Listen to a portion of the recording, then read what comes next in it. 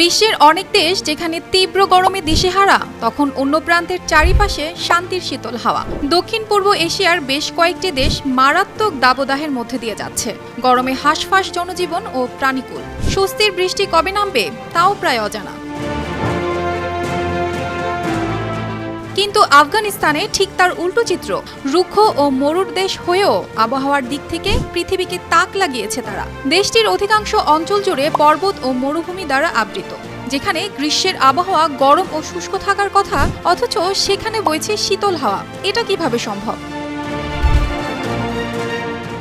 মাত্র 11 থেকে 16 ডিগ্রি তাপমাত্রা নিয়ে বেশ শান্তিতেই দিন কাটাচ্ছেন সেখানকার বাসিন্দারা। রাজধানী কাবুল সহ বেশ কয়েকটি শহরে দেখা গেছে সবুজ গাছপালায় ছেয়ে গেছে চারপাশ। সুন্দর সময় কাটাচ্ছেন শান্তিপ্রিয় আফগানিরা। অন্যদিকে AQI এর রিপোর্ট অনুযায়ী বায়ু দূষণের তালিকায় বাংলাদেশের নাম যেখানে থাকে প্রথম সারিতে, সেখানে আফগানিস্তানের নাম শেষের তালিকায়। শুধু আবহাওয়ার দিক দিয়েই নয়, বিশ্বের অন্যান্য দেশের তুলনায় এই দেশের বায়ু দূষণ একেবারেই কম। বর্তমানে দূষণের মাত্রা শূন্যে নামিয়ে আনতে কাজ করছে তালেবান সরকার। এর জন্য রয়েছে তাদের বেশ কিছু পরিকল্পনাও। বিশেষ করে বেশ কয়েকটি শহরে গড়ে তোলা হয়েছে উদ্যান ও পার্ক, যেখানে অজস্র গাছ রোপণের মাধ্যমে বায়ু দূষণ সহ নিয়ন্ত্রণে রাখা যাচ্ছে তাপমাত্রা। রাজধানী কাবুলের ওপর বায়ু দূষণের চাপ এড়াতে পাশেই তৈরি করা হচ্ছে অত্যাধুনিক শহর নিউ কাবুল। কাবুল থেকেও 1.5 গুণ বড় নিউ কাবুল সিটি। সেখানেও পরিকল্পিতভাবে তৈরি করা হয়েছে উঁচু উঁচু ইমারতের পাশাপাশি পর্যাপ্ত পানির ব্যবস্থা, শত শত গাছের উদ্যান, যেন ভবিষ্যতে এই শহরে আবহাওয়া ও বায়ু দূষণমুক্ত থাকতে পারে।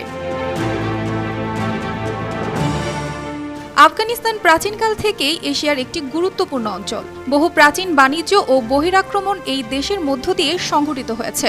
শতাব্দীর পর শতাব্দী ধরে বহু লোক আফগানিস্তানের ভেতর দিয়ে চলাচল করেছেন এবং এদের মধ্যে কেউ কেউ সেখানে বসতি স্থাপন করেছেন। প্রায় 2 দশক পর 2021 সালের 15ই আগস্ট আফগানিস্তানের রাষ্ট্র ক্ষমতায় আসীন হয় তালেবান সরকার। আপনি যখন কাবুল আন্তর্জাতিক বিমানবন্দরে পৌঁছাবেন, প্রথমেই যে বিষয়টা আপনার নজরে পড়বে তা হলো ইমিগ্রেশনে পাসপোর্টের সিল লাগানোর দায়িত্বে থাকা কালো পোশাক আর মাথায় বাদামি স্কার্ফ পরা নারীদের।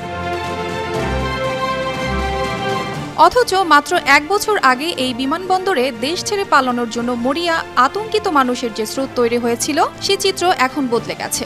এখন এদেশের মানুষ পরম শান্তিতে বসবাস করছে। কে ভেবেছিল এই লাগাতার যুদ্ধ লেগে থাকা দেশের মানুষ এতটা শান্তিতে বসবাস করবে?